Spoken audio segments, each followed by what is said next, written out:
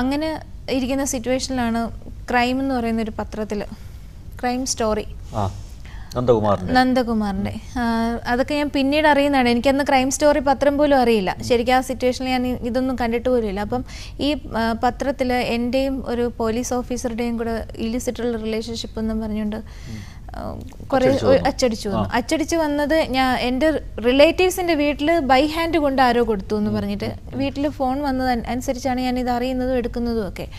അപ്പം എൻ്റെ ഒരു കസിനുമായിട്ട് ഞാൻ ഇതിനെപ്പറ്റി അന്വേഷണം നടത്തിയപ്പം സഖി എന്ന് പറയുന്ന തണൽ സഖി എന്ന് പറയുന്ന ഡോക്ടർ സുനിൽകുമാർ, രമ മാഡം അവർ വഴിയായിട്ട് അന്വേഷണം നടത്തിയതനുസരിച്ചിട്ടാണ് ഈ ക്രൈം നന്ദകുമാറിൻ്റെ ഒരു ജേർണലിസ്റ്റ് ഒരു സിന്ധു കൃഷ്ണയ്ക്ക് ഒരു 15,000 ബിജു രാധാകൃഷ്ണൻ ബൈ ഹാൻഡ് കൊടുത്തിട്ടാണ് ഈ പത്രത്തിൽ ഇത് അച്ചടിച്ചതെന്നും പത്രം അച്ചടിച്ചത് ഒരു ലോക്കൽ പ്രസ്സിലാണെന്നും ഒക്കെ ഈ ചെങ്കൽച്ചൂള ഭാഗത്തുള്ള ലോക്കൽ പ്രസ്സിലാണെന്നും ഒക്കെ മനസ്സിലായി.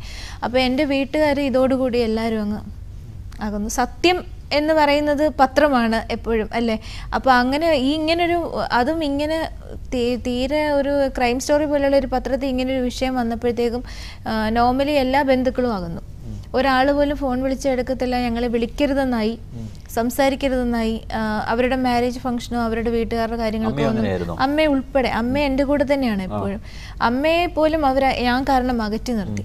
അപ്പോൾ എൻ്റെ അമ്മയ്ക്ക് ആ കൂടെ ഉള്ളത് അമ്മയുടെ വീട്ടുകാരാണ്. എൻ്റെ അച്ഛൻ ഒറ്റ മകനായിരുന്നു. അച്ഛൻ്റെ വീട്ടിൽ ആ കൂടെ ഇപ്പോഴും ഉള്ളത് അമ്മൂമ്മ മാത്രമേ ഉള്ളൂ. അമ്മൂമ്മയ്ക്ക് ഇപ്പോൾ 90 വയസ്സുണ്ട്. അപ്പം ഞങ്ങളെ അകറ്റി നിർത്തി കഴിഞ്ഞപ്പോഴത്തേക്കും നോർമലി നമുക്കുണ്ടാകുന്ന ഒരു മെൻ്റൽ ടെൻഷൻ, ഞാൻ ഫസ്റ്റ് സൂയിസൈഡ് അറ്റംപ്റ്റ് ചെയ്തത്. സ്ലീപ്പിംഗ് പിൽസ് കഴിച്ചു. അൺഫോർച്ചുനേറ്റ്ലി അന്ന് പിന്നെ ദൈവം വേറെ ആരുടെയോ കൂടെ ആയിരുന്നു, എൻ്റെ കൂടെ അല്ലായിരുന്നു. ഞാൻ തിരിച്ച് ലൈഫിലേക്ക് 3 ദിവസത്തിന് ശേഷം വന്നു. അതിനുശേഷം എനിക്ക് ഭയങ്കരമായ മെൻ്റൽ ടെൻഷൻ ഉണ്ടായി. കാര്യം ഈ സൂയിസൈഡ് അറ്റംപ്റ്റിന് ശേഷവും ഇവരാരും എന്നെ ഫോളോ ചെയ്യുന്നത് വിട്ടിട്ടില്ല. എൻ്റെ അടുത്ത് ബിജു രാധാകൃഷ്ണൻ്റെ ആൾക്കാരും പറയുന്നത് പിന്നെ 5 ലക്ഷം രൂപ ഒന്നുകിൽ തിരിച്ചു കൊടുക്കണം, അല്ലെങ്കിൽ കമ്പനിയിലേക്ക് തിരിച്ചു വരണം. അവരുടെ കമ്പനി ഫേസ് ചെയ്യാണ്, പ്രോബ്ലംസ് ഫേസ് ചെയ്യാണ്. അപ്പം തിരിച്ചു വരണം, തിരിച്ചു വന്നില്ല എന്നുണ്ടെങ്കിൽ ക്രൈം പോലെയുള്ള പത്രങ്ങളിൽ ഇനിയും ഇടും എന്നുള്ളതാണ്. ആ സമയത്ത് എനിക്ക് ഇങ്ങനെയുള്ള ഒരു അപവാദം അല്ലെങ്കിൽ ഒരു എന്താ പറയുക, എനിക്കിതൊന്നും താങ്ങാൻ പറ്റുന്നൊരു കപ്പാസിറ്റി അന്ന് ഉണ്ടായിരുന്നില്ല. അപ്പം ഇന്നത്തെ എൻ്റെ 100-ലൊരു അംശം പോലും അന്ന് സരിതയില്ല. അപ്പം അതുകൊണ്ട് എനിക്ക് അത് കേൾക്കും തോറും എനിക്ക് മെൻ്റൽ സ്ട്രെയിൻ വന്നു.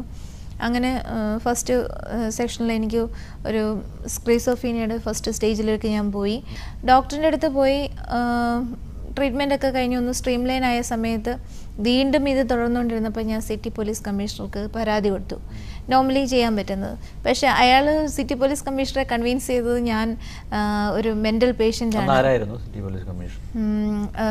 മനോജ് എബ്രഹാം സാർ. സാറിൻ്റെ ഭാഗത്തുള്ള തെറ്റാണെന്ന് ഞാൻ പറയില്ല. കാര്യം എന്ന് വെച്ചാൽ ഏതൊരു പോലീസ് ഓഫീസറും അപ്പം തിങ്ക് ചെയ്യുന്നത് പേപ്പേഴ്സിൻ്റെ വാല്യൂ ഇത് മാത്രമാണ്.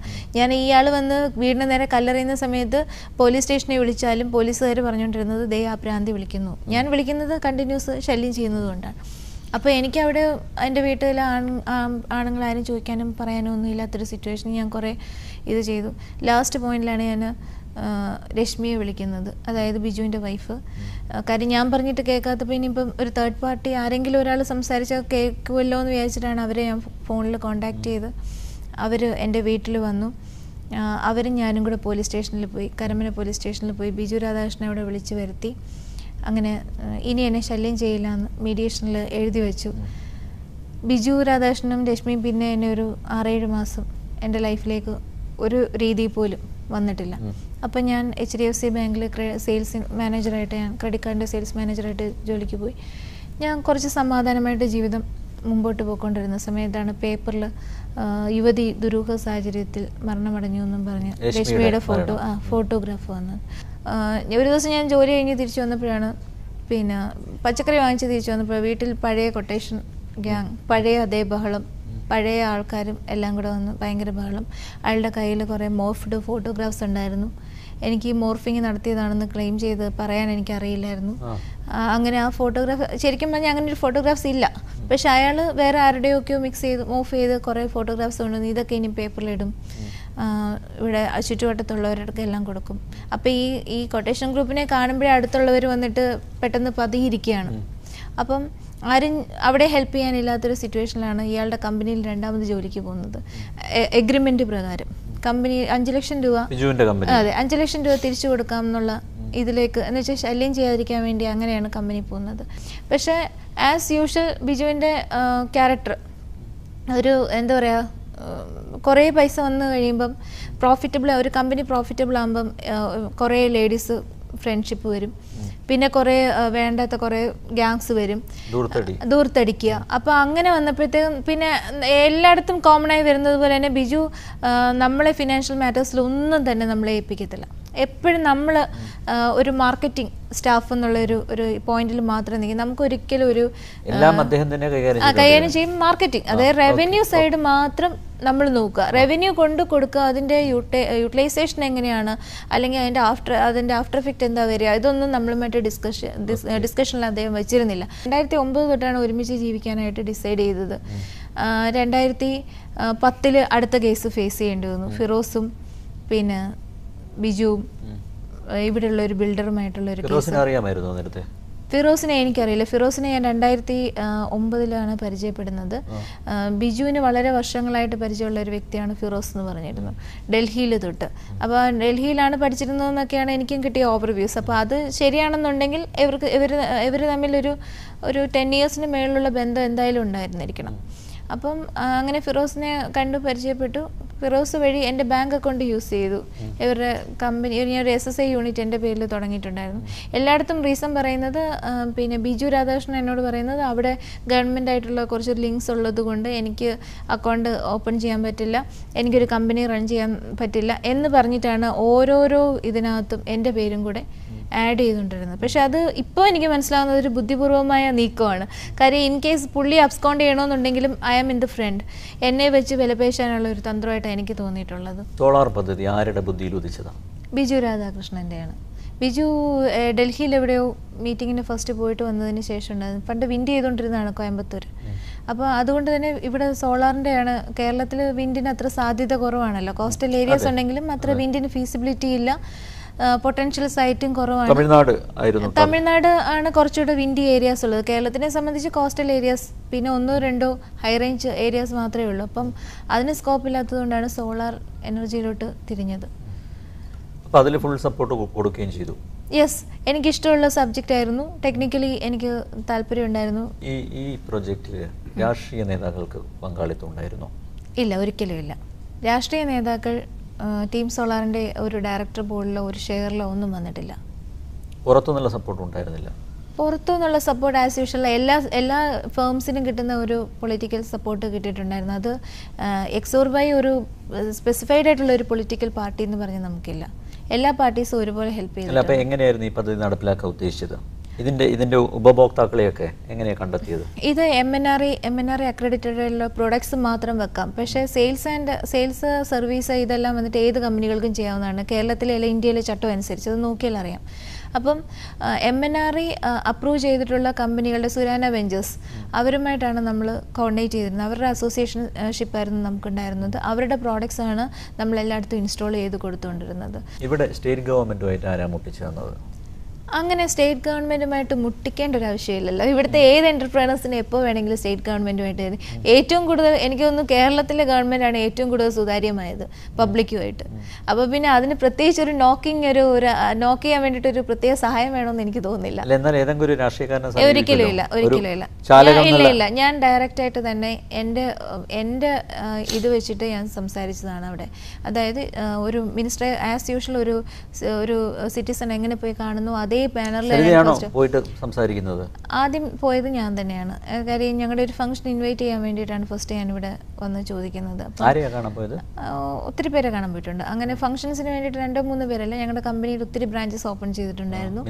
എനർജി മിനിസ്റ്റേഴ്സിനെ കണ്ടിട്ടുണ്ട്. AP അനിൽകുമാർ സാറിനെ മീറ്റ് ചെയ്യാൻ അങ്ങനെ പോയിട്ടുണ്ട്. KP ഗണേഷ് കുമാർ സാറിനെ മീറ്റ് ചെയ്യാൻ പോയിട്ടുണ്ട്.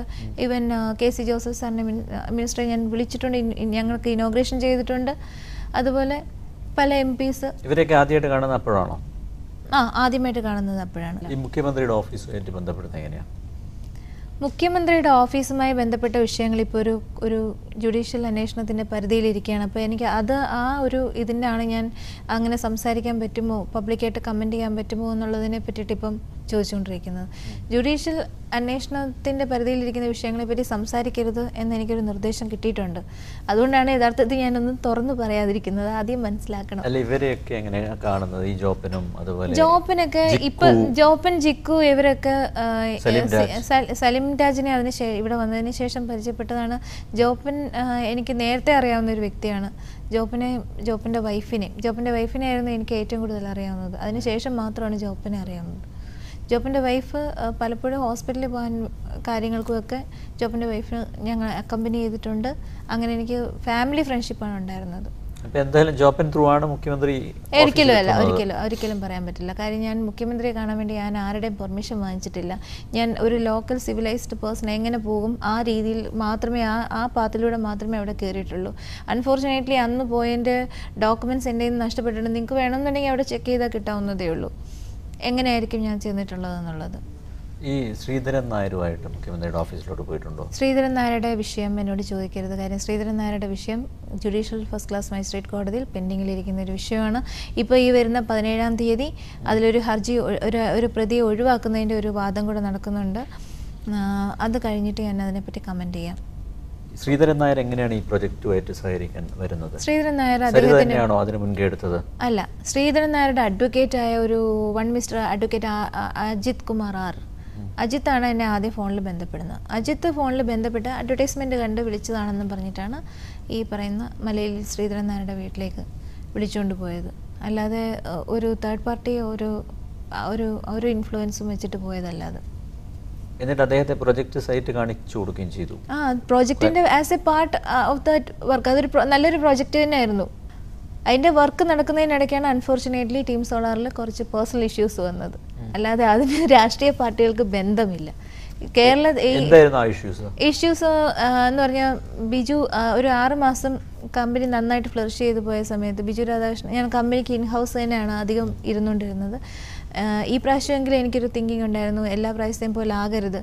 അതുകൊണ്ട് പിന്നെ മാർക്കറ്റിംഗ് ആണെങ്കിൽ പോലും കമ്പനിയുടെ ഓട്ടോക്രാറ്റ് ആയിരുന്നു അദ്ദേഹം. ഇല്ല, ഓട്ടോക്രാറ്റ് ആയിരുന്നു.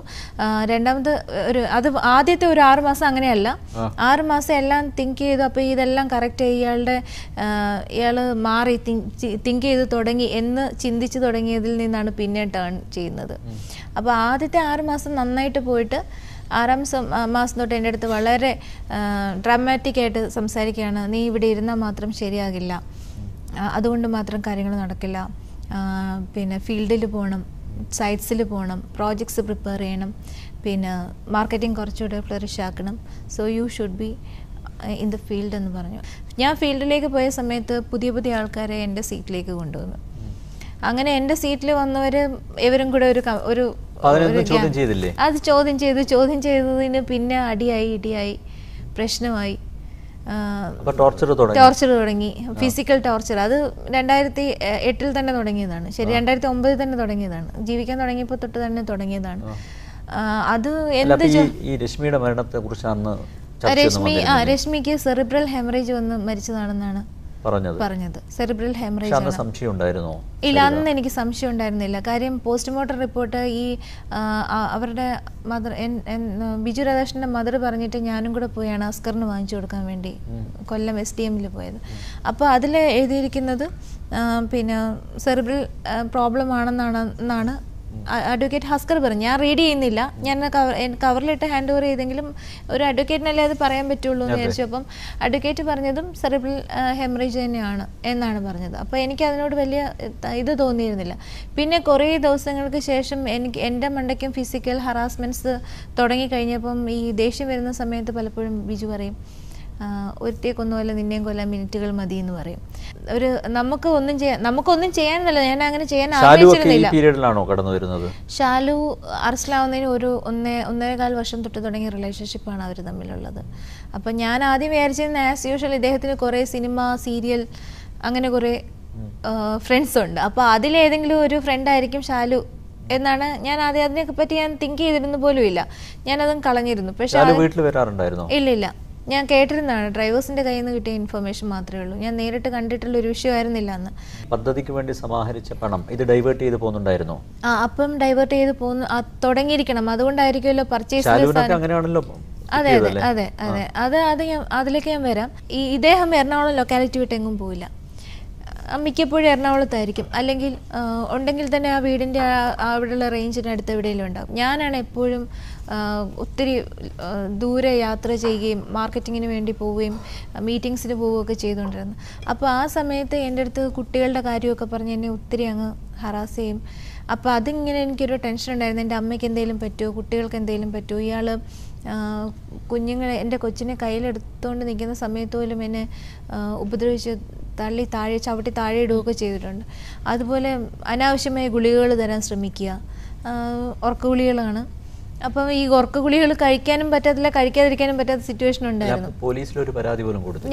എനിക്കറിയാവുന്നവരടുത്തെല്ലാം എല്ലാവരുടെ അടുത്തും ഞാൻ സംസാരിക്കുന്നുണ്ടായിരുന്നു. പക്ഷെ ബിജു അതിനേക്കാളും നല്ല ഒരു എന്താ പറയുക കൺവിൻസിങ് പവറുള്ള ഒരു വ്യക്തിയാണ്. എന്നെക്കാളും നല്ല കൺവിൻസിങ് പവറാണ് ബിജുവിൻ്റെ. പോലീസ് ഓഫീസേഴ്സുമായിട്ട് കോൺടാക്ട് ഉണ്ടായിരുന്നോ?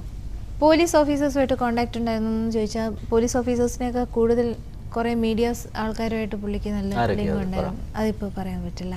എന്തിന് ഞാൻ വെറുതെ അവരെ ടോർച്ചർ ചെയ്യേണ്ട ആവശ്യമില്ല. അവർ പോലും എന്നെ ചിലപ്പോൾ ബിജു രാധാകൃഷ്ണൻ തെറ്റിദ്ധരിപ്പിക്കപ്പെട്ട ഇതുകൊണ്ടായിരിക്കാം ഒരു പക്ഷേ എന്ന് ഞാൻ വിശ്വസിക്കുന്നു. കേരളത്തിലെ പ്രമുഖരായിട്ടുള്ള മാധ്യമ പ്രവർത്തകർ, അവരെ കുറ്റം പറഞ്ഞിട്ട് കാര്യമില്ല. മാധ്യമ പ്രവർത്തകരുടെ ഇൻഫ്ലുവൻസ് കൊണ്ടാണ് ബിജു രാധാകൃഷ്ണന് പലതും തെറ്റായിട്ട് നേടാൻ പറ്റിയതെന്ന് ഞാൻ വിശ്വസിക്കുന്നു ആ സമയത്ത്. കാര്യം നമ്മൾ കൺവിൻസ് ചെയ്യേണ്ടടുത്ത് എനിക്ക് തോന്നുന്നു ഫിറോസിന്റെ ഹെൽപ്പും കൂടി ഉണ്ടാവും. May be, I suspect. Firoz ആണല്ലോ പബ്ലിക് റിലേഷൻസിന്റെ. മേ ബി എനിക്ക് അറിയാത്തൊരു കാര്യത്തിൽ ഇല്ല, എൻ്റെ വീട്ടിലേക്ക് ആരും വരാറുണ്ടായിരുന്നില്ല. എൻ്റെ വീട്ടിലേക്ക് വന്ന ഒരു മാധ്യമ പ്രവർത്തകനെ പറ്റി ഞാൻ പറയുന്നില്ല. കാര്യം അവരുമായിട്ട് എനിക്ക് നല്ലൊരു ഫാമിലി റിലേഷൻഷിപ്പ് ഉണ്ടായിരുന്നതാണ്. സരിതയുടെ വെളിപ്പെടുത്തലുകൾ ഇവിടെ പൂർണ്ണമാകുന്നില്ല.